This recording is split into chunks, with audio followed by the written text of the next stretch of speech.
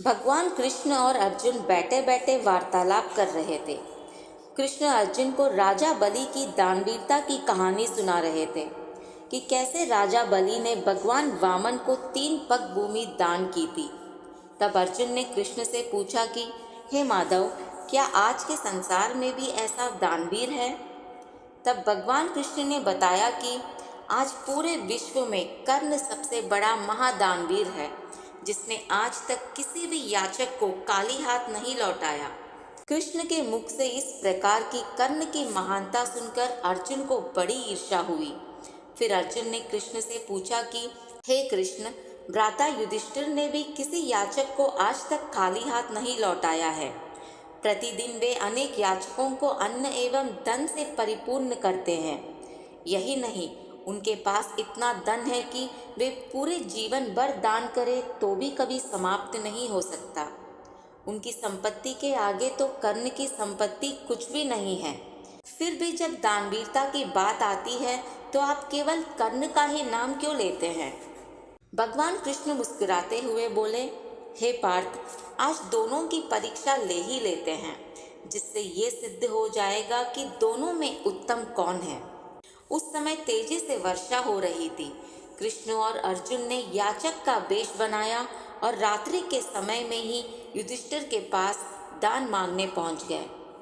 सम्राट युधिष्ठिर उस समय सोने जा रहे थे, परंतु जैसे उन्हें पता चला कि कोई 2 ब्राह्मण दान की इच्छा से द्वार पर खड़े हैं, तो वो तुरंत बाहर आए।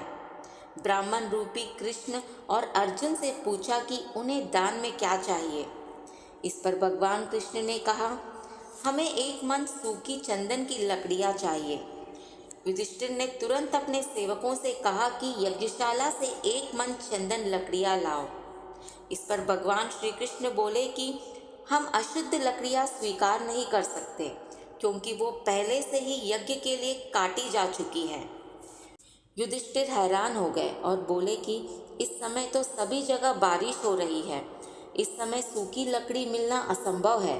अगर आप चाहते हैं तो मैं आपको 1 मन चंदन की लकड़ी की जगह 1 मन स्वर्ण मुद्राएं दे सकता हूँ। इस पर कृष्ण बोले, हमें स्वर्ण मुद्राएं नहीं, 1 मन चंदन की सूखी लकड़ी ही चाहिए। युधिष्ठिर ने हाथ जोड़कर कहा कि हे ब्राह्मण देव, इस समय तो सूखी लकड़ी मिलना संभव नहीं है। आप कृपया आज रात मेरे अतिथि स्वीकार करें। कल सुबह वर्षा रुकते ही मैं चंदन की लकड़ियां उपलब्ध करवा दूंगा। इस पर भगवान कृष्ण बोले, हम सनातन ब्राह्मण हैं, हम किसी का अतिथि स्वीकार नहीं कर सकते। अब युधिष्ठिर बड़े ही धर्म संकट में पड़ गए कि अब करें तो क्या करें। कोई उपाय नहीं मिलने पर युधिष्ठिर ने उनके पांव पकड़ लिए और बोले कि इस स्थिति में मैं दान देने में असमर्थ हूँ, कृपया आप हमें क्षमा कर दें। फिर भगवान कृष्ण और अर्जुन वहाँ से चले गए। अर्जुन अपने भ्राता को इतना व्यतीत देखकर बड़े ही द्रवित हो गए। उसने कृष्ण से कहा कि क्या बड़े भ्राता को इतना अपमानित करना उचित था?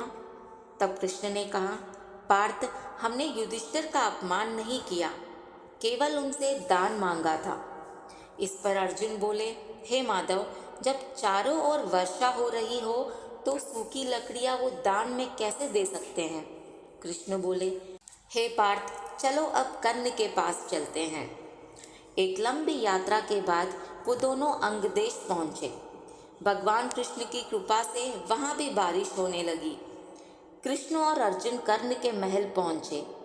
जैसे ही कर्ण को पता चला कि कोई 2 ब्राह्मण उनसे मिलने आए हैं, तो कर्ण बिना विलंब किए बाहर आए।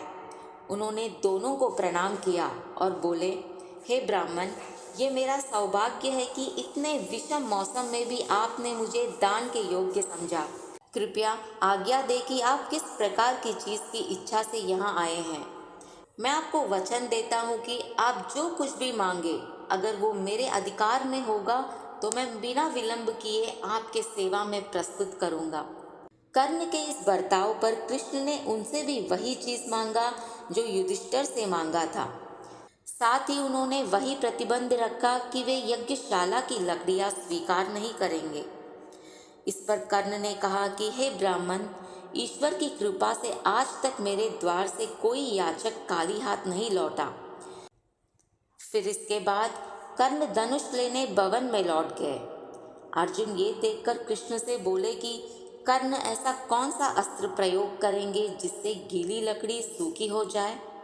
इस पर भगवान श्री कृष्ण ने कहा, थोड़ी प्रतीक्षा करो पार्थ, अभी सब पता चल जाएगा। अर्जुन कर्ण की प्रतीक्षा करने लगा।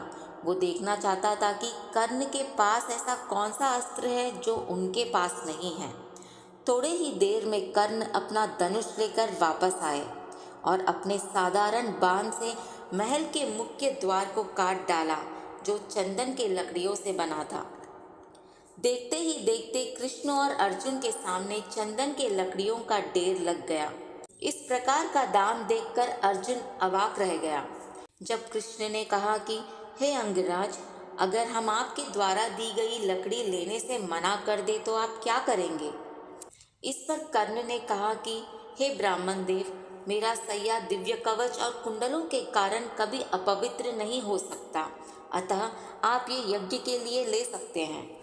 भगवान कृष्ण खुश हुए। फिर भी उन्होंने कर्ण से कहा, अगर हम इस लकड़ी को दान में लेने से मना कर दे तो। फिर कर्ण ने दोनों हाथ जोड़कर कहा कि हे ब्राह्मण देव, मैं देवताओं से अपने पूरे जीवन की पुण्य के बदले में आपके दान के लिए याचना करूंगा। फिर इस पर कृष्ण कर्ण से बोले, अगर देवताओं ने भी मना कर दिया तो। इस पर कर्ण ने कृष्ण से कहा, मैं वासुदेव कृष्ण से याचना करूंगा, मुझे विश्वास है वो मेरी प्रार्थना कभी नहीं टालते। इस पर ब्राह्मण रूपी भगवान कृष्ण बोले, अंगराज, मैं कृष्ण को अच्छी तरीके से जानता हूँ, उन्हें आपके पुण्य में कोई रुचि नहीं है। वो निश्चित ही आपका दिव्य अस्त्र मांग लेंगे ताकि तुम अर्जुन को हरा न सको। तब कर्ण ने कहा, हे ब्राह्मण देव, अर्जुन की मृत्यु उनके लिए दान से अधिक महत्व नहीं है। अगर वासुदेव मेरा पूरा अस्त्र भी मांगते तो भी मैं उसे खुशी खुशी दे देता। हे ब्राह्मण देव, मैं जानता हूँ बिना सामर्थ्य के अर्जुन से युद्ध करने पर मेरी मृत्यु निश्चित है, किंतु अगर मैं आज दान नहीं दे सका तो वैसे भी मैं अपना प्राण त्याग दूंगा। इस बात को सुनकर भगवान कृष्ण ने कर्ण को अपने गले से लगाया और वे एक मन लकड़ी लेकर वहां से चल पड़े। ये सब देख अर्जुन निशब्द हो गया। उसे इस प्रकार देख भगवान कृष्ण बोले, हे पार्थ, देख लिया तुमने, इसी कारण मैं कर्ण को महादानी कहता हूँ। युधिष्ठिर का द्वार भी चंदन के लकड़ियों से बना है, किंतु उन्हें इसका ध्यान नहीं आया। युधिष्ठिर के दानवीर होने में मुझे कोई शक नहीं, किंतु कर्ण स्वभाव से ही उदार है और दानवीरता उसके रक्त में ही बहती है। हे पार्थ, कर्ण के जीवन में एक लक्ष्य तुम्हारा वध करना है और फिर भी वो बिना किसी संकोच के उसे भी दान देने के लिए तैयार हो गया। तब अर्जुन बोले, हे माधव, आज मैं ये स्वीकार करता हूँ कि कर्ण जैसा दानवीर पूरे विश्व में कोई नहीं है। अर्जुन ने भगवान कृष्ण से पूछा, हे माधव, अब इस एक मन लकड़ी का हम क्या करेंगे। कृष्ण बोले, हम इस महादान का उपयोग किसी महान यज्ञ में ही करना चाहिए। हमें इस महान दान का उपयोग किसी महान यज्ञ में ही करना चाहिए। अतः हम इस दान की लकड़ियाँ सम्राट युधिष्ठिर के यज्ञ में उपयोग करेंगे। दोस्तों, इस तरह श्री कृष्ण ने अर्जुन को दिखाया कि कर्ण क्यों महादानवीर है। मैं आशा करती हूँ कि महाभारत की ये कथा आपको पसंद आई। अगर आपको ये प्रस्तुति अच्छी लगी तो कृपया वीडियो को लाइक कीजिए और सब्सक्राइब कीजिए। धन्यवाद।